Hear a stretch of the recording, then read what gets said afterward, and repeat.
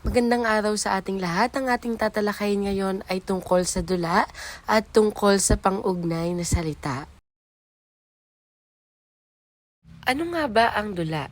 Ang dula ay isang uri ng panitikang nahahati sa ilang yugto na maraming tagpo. Sinasabing ang pinakalayunin ng dula ay itanghal ang mga tagpo sa isang tanghalan o entablado.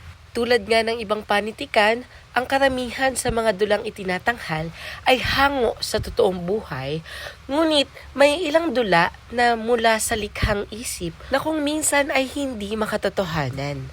Ayon kay Aristotle, ito ay isang sining ng panggagaya o pag-iimita sa kalikasan ng buhay. Ipinapakita nito ang realidad sa buhay ng tao, gayon din ang kanyang mga iniisip, kinikilos at isinasaad.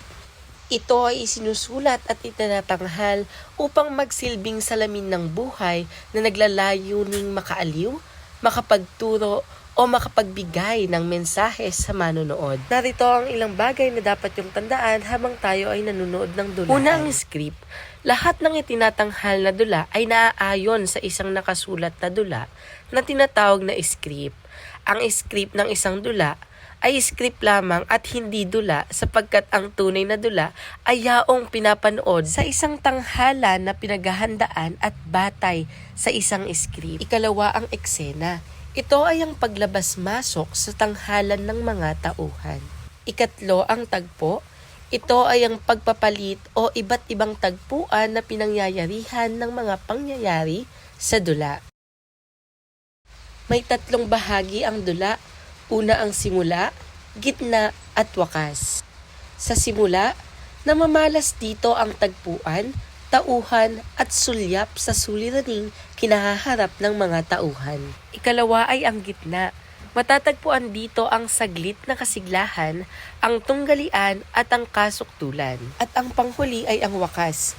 Matatagpuan naman dito ang kakalasan at ang kalutasan sa problemang kinakaharap ng pangunahing tauhan.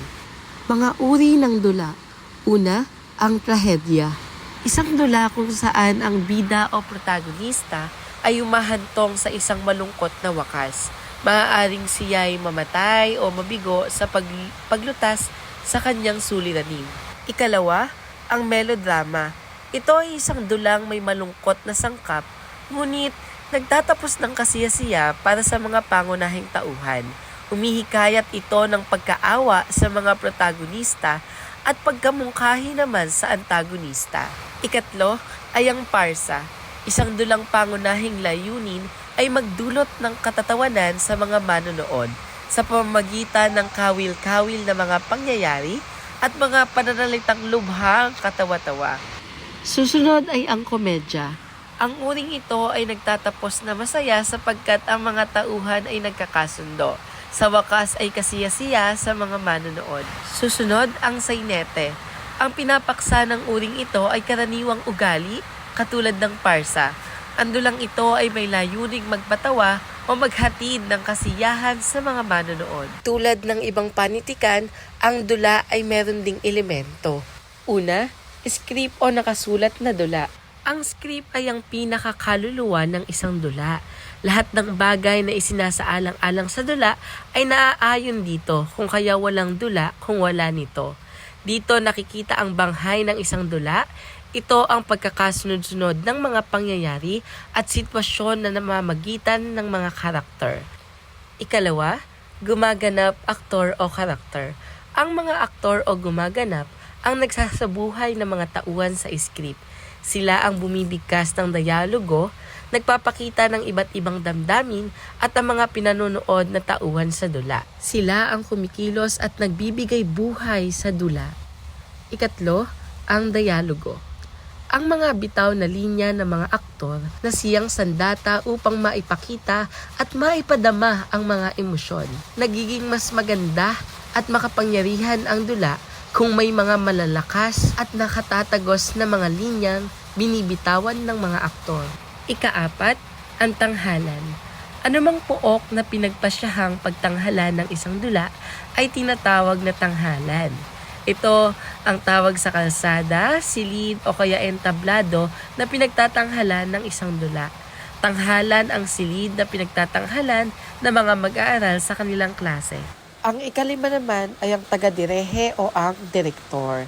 Ito ay ang nagpapakahulugan sa isang script. Siya ang nag-i-interpret sa script mula sa pagpapasya sa itsura ng tagpuan, damit ng mga tauhan, hanggang sa paraan ng pagganap at pagbigkas ng mga tauhan ay dumidepende sa interpretasyon ng direktor sa script. Ika-anim, ang manonood. Hindi maituturing na dula ang isang binansagang pagtatanghal kung ito ay walang manonood o ibang tao na nanonood sa inyong ginagawang dula. Hindi ito maituturing na dula sapagkat ang layunin ng dula ay maitanghal sa madla. Kapag sinabing maitanghal, dapat mayroong saksi o mga nanonood. Susunod ang tema. Ito ang pinakapaksa ng isang dula. Naiintindihan ng mga manonood ang palabas base na rin sa tulong ng pagtatagpi-tagpi ng mga sitwasyon at pagkakasunod-sunod ng mga pangyayari at pag-arte ng mga aktor sa tanghalan. At nalilitaw ang tunay na emosyon ng mga aktor sa tulong ng paglinaw ng tema ng dula. Dito na natatapos ang ating talakayan tungkol sa dula. Maraming salamat. Ang ating susunod na pag-aaralan ay ang pang-ugnay. Ito ang tawag sa mga salitang nagpapakita ng pag-uugnay ng mga salita, parirala o pangungusap. Mayroon itong tatlong uri, ang pangatnig, pang-angkop at ang pang-ukol. Umpisahan natin sa pangatnig. Ito ay ang mga salitang pang-ugnay sa mga salita o parirala o sugnay na nagpapakita ng mga pagkakasunod-sunod sa pangungusap. Pangatnig na magkatimbang. Ito po yung mga salita na pangatnig na magkatimbang at, pati, saka, ni, datapwat, maging, ngunit at subalit. Halimbawa, kung ito ay gagamitin natin sa pangungusap, ang pag-aalaga sa kapatid at paglilinis ay kapwa kapaki-pakinabang na gawain. Ikalawa, si Jose ay masipag saka mabait na bata. Pangatnig na di magkatimbang. Ito yung mga halimbawa ng salita kung, nang, kapag, upang, dahil sa, sapagkat, kaya at para. Halimbawa, kung gagamitin natin sa pangungusap, dahil sa pandemyang ating kinakaharap, unti-unting humihina ang ekonomiya ng ating bansa.